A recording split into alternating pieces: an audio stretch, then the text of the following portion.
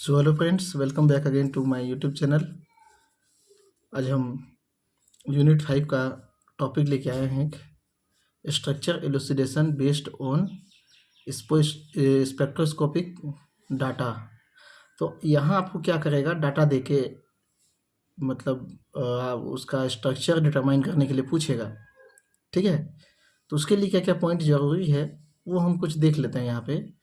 जैसे spectroscopy data से किसी कंपाउंड का स्ट्रक्चर पता करने के लिए आपको आईआर, यूवी, मास और एनएमआर इत्यादि जो स्पेक्ट्रोस्कोपी है इसका पूरा ज्ञान आपको होना चाहिए।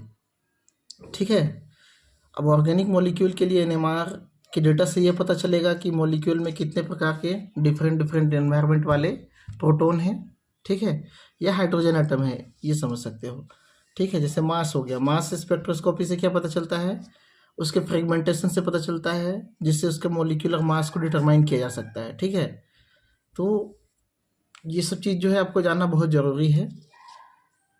यहाँ पे कुछ हद तक उसका अरेंजमेंट भी पता चल जाता है कि किस तरह का उसका अरेंजमेंट होगा। जैसे C2H6 का अगर हम फ्रेगमेंटेशन कराएं तो इलेक्ट्रॉन की बम्बार्डिंग जब इसमें कराई जाती है तो यहाँ से एक इलेक्ट्रॉन जो है बाहर निकल जाता है, तो ये हमारा पेरेंट आयन बनता है। ठीक है, इसका मॉलिक्यूलर मास इसके मॉलिक्यूलर मास के बराबर होगा, क्योंकि यहाँ पे केवल एक इलेक्ट्रॉन की कमी हुई है।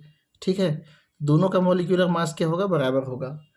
अब अगर आपको दिया है कि C2H6, तो फिर C2H6 आप सीधा सीधा बता सकते हो कि C2H6 ही है।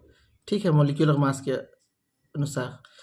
अगर उसमें एक प्रोटॉन भी निकल जाता है, एक मतलब हाइड्रोजन भी निकल जाता है, एक इलेक्ट्रॉन एक्स्ट्रा निकल जाता है, तो वो बनता है C2H5। तो इसका मॉलिक्यूलर मास अलग आएगा, पीक। CH3 का मॉलिक्यूलर पीक अलग आएगा। यहाँ पॉजिटिव पॉजिटिव क्यों दिखाया हूँ, क्योंकि यहाँ पे आयंस के आधार पे स्टडी की जाती है। ठीक है, जो मास स्पेक्ट्रोस्कोपी का एनालाइजर होता है वो पॉजिटिव आयन को अपनी ओर अट्रैक्ट करता है, तो इसको हम क्या बनाते हैं, पॉजिटिव आयन वाले फ्रेगमेंट्स बनाते हैं, तब जाके जो है हम इसका एनालिसिस कर पाते हैं। उसी प्रकार आईआर डाटा को देखें। ठीक है, तो आईआर स्पेक्ट्रोस्कोपी में मेन हम क्या करते हैं, बॉन्ड्स के वाइब्रेशन को स्टडी करते हैं। अगर डबल बॉन्ड है तो फिर वो हाई वेवलेंथ पे हाई वेवलेंथ बोल रहा हूँ, हाई एनर्जी पे क्या करेगा, वाइब्रेट करेगा, मतलब लो वेवलेंथ पे वाइब्रेट करेगा। सिंगल बॉन्ड है, कोई वीक बॉन्ड है, तो फिर क्या करेगा वो हायर वेवलेंथ पे या कम एनर्जी में ही क्या करने लगेगा, वाइब्रेट करने लगेगा। ठीक है, तो इसके आधार पे हम बता सकते हैं। अब इसी में एक और रीजन आता है, फिंगरप्रिंट रीजन।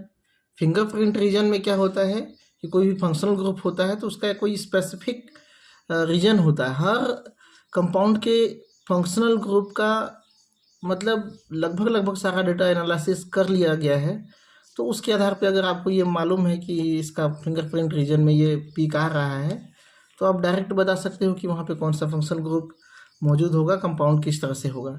ठीक है, तो ये काफ़ी इंपॉर्टेंट हो जाता है फिंगरप्रिंट रीजन। ये स्पेसिफिक कंपाउंड का स्पेसिफिक ग्रुप को डिटरमाइन करके बताता है। ठीक है, यूवी डाटा हो गया। यूवी डाटा में हम इलेक्ट्रॉनिक ट्रांजिशन के बारे में पढ़ते हैं, sigma to sigma star, pi to pi star, या फिर non bonding to pi star इत्यादि जो ट्रांजिशंस होते हैं उनको पढ़ते हैं। ठीक है, तो हालांकि इसका रोल खास स्ट्रक्चर डिटर्मिनेशन में तो नहीं, पर उसके क्लियरिफिकेशन में काफ़ी ज़्यादा इम्पोर्टेंट हो जाता है ये। ठीक है, अब देख लेते हैं। मान के चलो आपको कोई स्पेक्ट्रल डाटा गिवन है। ठीक है, अब आपको पूछता है कि उस कंपाउंड का स्ट्रक्चर डिटरमाइन करके बताइए। जैसे केमिकल कंपोजिशन मान के चलो एग्जांपल के लिए दिया है, ये C2H4O2 है ना, हमें नहीं पता ये क्या है। ठीक है, कौन सा कंपाउंड है नहीं पता, बस हमको इतना मालूम है कि उसमें कार्बन 2 है, हाइड्रोजन 4 है, ऑक्सीजन 2 है। ठीक है, तो इसको डिटरमाइन करने के लिए हमको डाटा गिवन होगा, है ना। यहाँ से हमको क्या पता चला कि कार्बन और हाइड्रोजन के बीच में बॉन्डिंग हो सकती है, कार्बन और ऑक्सीजन के बीच में बॉन्डिंग हो सकती है, हाइड्रोजन और ऑक्सीजन के बीच में बॉन्डिंग हो सकती है। तो इस तरह से कार्बन कार्बन बॉन्ड हो सकता है, CH बॉन्ड हो सकता है, CO बॉन्ड हो सकता है, OH बॉन्ड हो सकता है, C double bond O bond भी बन सकता है ना। तो हम डाटा के साथ में इसको एनालिसिस कैसे करते हैं, तो हमको जो गिवन डाटा है वो कुछ इस तरह से है। ठीक है, 283 से 296 यहाँ पे जो डाटा आएगा इसके बीच में अगर डाटा दिया रहेगा तो वो क्या होगा, CH की स्ट्रेचिंग बेंडिंग को दिखाएगा, मतलब यहाँ पे CH बॉन्ड जो है मजबूत बॉन्ड बना होगा, और इसका जो फ्रीक्वेंसी होगा उसके आधार पे कितना CH बॉन्ड बना है वो तो खैर NMR से पता चलेगा, ठीक है। और यहाँ पे 3000 के आसपास या 3300 के आसपास से 3500 के आसपास अगर कोई बैंड मिलता है IR रीजन में, तो वो OH ग्रुप को कन्फर्म करता है कि यहाँ पे क्या होगा, OH ग्रुप कन्फर्म होगा। इसी टाइप से 1680 या 1750 के बीच में अगर कोई पीक मिलता है ना IR में, तो वो कार्बोनिल ग्रुप को रिप्रेजेंट करता है, ठीक है। ये डाटा है, ये हमारा अनुमान है, ठीक है। तो हम डाटा के साथ अनुमान कैसे लगाते हैं, इसलिए मैंने डाटा को पहले नहीं लिखा। आपको क्वेश्चन में डाटा दिया होगा, IR का इतना डाटा है और मास का इतना डाटा है, ठीक है। अब नेक्स्ट आते हैं, हमको पता चला कि यहाँ पे CH बॉन्ड है, OH बॉन्ड है और CO बॉन्ड है, यहाँ से ये अनुमान हमको मिल गया, ठीक है। अब आगे हम देखते हैं कि ये जो मास स्पेक्ट्रोस्कोपी है उसके आधार पे हमको पीक कहाँ कहाँ मिल रहा है। तो पीक हमको 4 जगह मिल रहा है। ये 4 डाटा दिया हुआ है M/Z रेशियो का। एक तो दिया है 60, एक दिया है 45 और एक दिया है 43 और एक दिया है 15। जो हायर वाला जो वैल्यू होगा मैक्सिमम टाइम वो क्या होता है, पेरेंट या मोलिकुलर आयन होता है, ठीक है। पेरेंट या मोलिकुलर आयन हम इसको भी जोड़ते हैं, अगर इसका टोटल वेट अगर हम निकालते हैं तो वो क्या आता है 60। मतलब कोई ऐसा कंपाउंड है जो कि क्या करेगा, यहाँ पे केटाइन बना के क्या देगा 60 मोलिकुलर आयन वाला जगह पे पीक देगा, ठीक है। और उसके अलावा साथ में आता है 45 वाला। 45 वाला क्या देगा, कब 45 होगा, एक कार्बन को मिलाएंगे, 2 ऑक्सीजन मिलाएंगे, एक हाइड्रोजन मिलाएंगे, तब हमारा जो मोलिकुलर मास होता है 45 हो पाता है, ठीक है। उसी प्रकार एक 43 में मिलता है। 43 कब मिलेगा, एक कार्बन, 2 कार्बन, एक ऑक्सीजन, 3 हाइड्रोजन। जोड़ के देख लेना, आप डिफरेंट भी कर सकते हो, एक कार्बन 2 ऑक्सीजन या हाइड्रोजन की संख्या कितनी डाले तो होता है कि नहीं होता है। जनरली मैं ये किया था तो मेरे को ये मिला 43, ठीक है। और जो 15 है, 15 जो पीक मिला है वो यहाँ 12 और 3, 12 3 15, इसका वजन कितना होता है 12 कार्बन का, और हाइड्रोजन का वजन क्या होता है, एक एक होता है, तो 3 है तो 3 15, ठीक है। तो 15 पे हमको कंफर्म हो गया कि यहाँ पे CH3 ग्रुप मौजूद है। अब यहाँ CH3 ग्रुप मौजूद है, मतलब एक कार्बन तो यहाँ यूज हो गया, 3 हाइड्रोजन यूज हो गया, बचा कितना, 2 ऑक्सीजन बचा है और एक हाइड्रोजन बचा है और एक कार्बन। तो हमको क्या क्या कंफर्म हो गया, यहाँ पे एक CH3 ग्रुप मौजूद है, ये कंफर्म हो गया। अब अगला जो है यहाँ पे बॉन्डिंग किसके साथ हो सकता है, अगर ऑक्सीजन के साथ बॉन्ड करते हैं तो फिर बाकी कार्बन की बॉन्डिंग जो है सेटिस्फाई नहीं होती।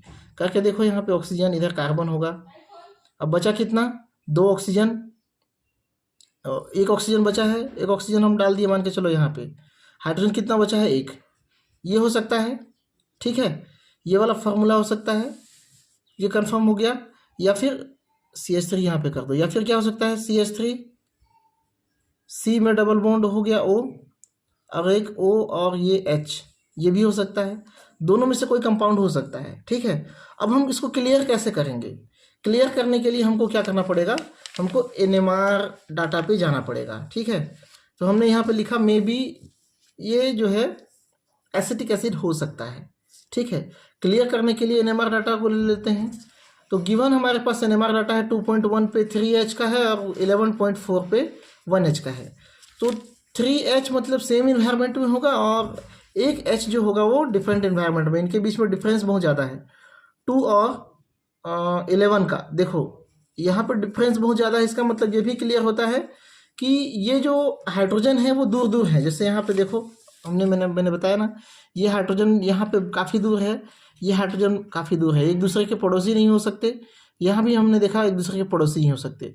लेकिन पीक चूंकि हमको मिल रहा है कितना, 11.4 में। 11.4 कब होगा, 11.4 तब होगा, यहाँ पे देखो ये कार्बन से जुड़ा हुआ है, मतलब कार्बन क्या है, थोड़ा कम इलेक्ट्रोनेगेटिव एलिमेंट है ना, मतलब ये लोन पेयर इलेक्ट्रॉन को कम खींचेगा, जबकि यहाँ पे ऑक्सीजन से जुड़ा हुआ है, मतलब लोन पेयर इलेक्ट्रॉन को ये ज़्यादा अपनी ओर खींचेगा। मतलब यहाँ पे हाइड्रोजन क्या हो जाएगा, डीसिल्डेड हो जाएगा।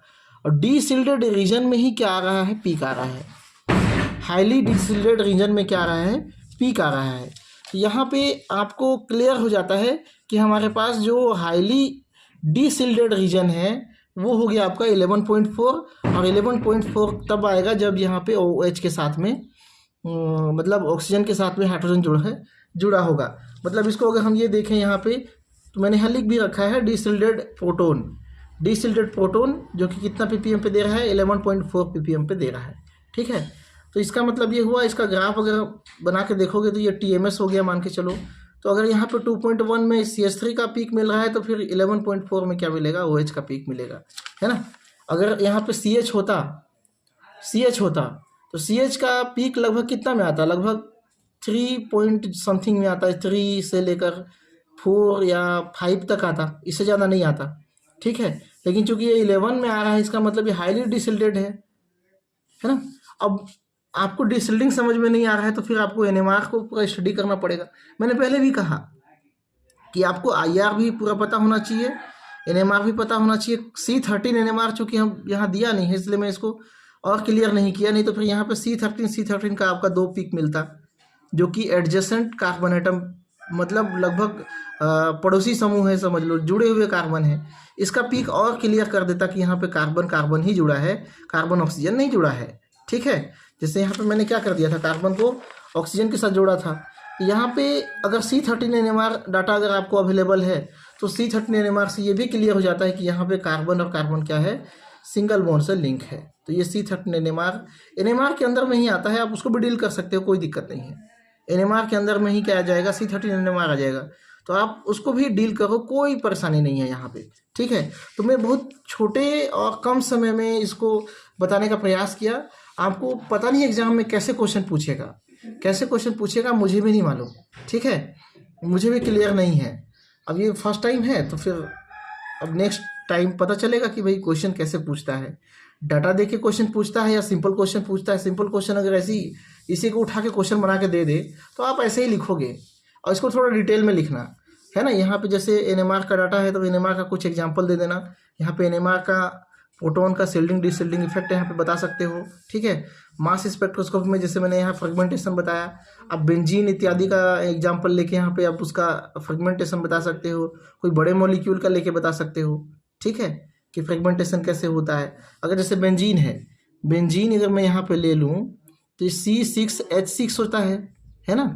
अगर इसे केटायन बना दें तो इसका मॉलिक्यूलर मास कितना हो जाएगा, इसका 12 से 6 से मल्टीप्लाई करो और 6 उसमें ऐड कर दो, जो भी आएगा आपका आंसर होगा, XYZ जो भी आता है। ठीक है, तो उसका आपका क्या बनेगा, मॉलिक्यूलर आयन बनेगा। एंड फ्रेगमेंटेशन करोगे, तोड़ सकते हो इसको, 2 कार्बन, 4 कार्बन, 3 कार्बन में तोड़ सकते हो। ठीक है, तो इस तरह से आप इसका डाटा बनाओगे। ठीक है, अगर ये सिंपल क्वेश्चन पूछता है। IR डाटा पूछता है तो आप कोई सा भी एग्जांपल लेके IR डाटा समझा सकते हो। जैसे मैंने एसिटिक एसिड का लिया, उसी को ले लो, है ना। यहाँ पे आपको ग्राफ बनाना है। ग्राफ कहने का मतलब स्पेक्ट्रा दे सकते हो। इसको डिटेल बनाने के लिए आप स्पेक्ट्रा डाल दो ना यहाँ पे बीच बीच में। ठीक है, जो भी चीज़ आप एग्जांपल दे रहे हो, अगर सिंपल क्वेश्चन पूछा है तो आप यहाँ पे स्पेक्ट्रा डालो, आप। ठीक है, यहाँ पे स्पेक्ट्रा डालो, मास स्पेक्ट्रा, इधर IR का स्पेक्ट्रा डालो, है ना, इधर NMR का स्पेक्ट्रा डालो, जैसे यहाँ पे मैंने डाला है इसको।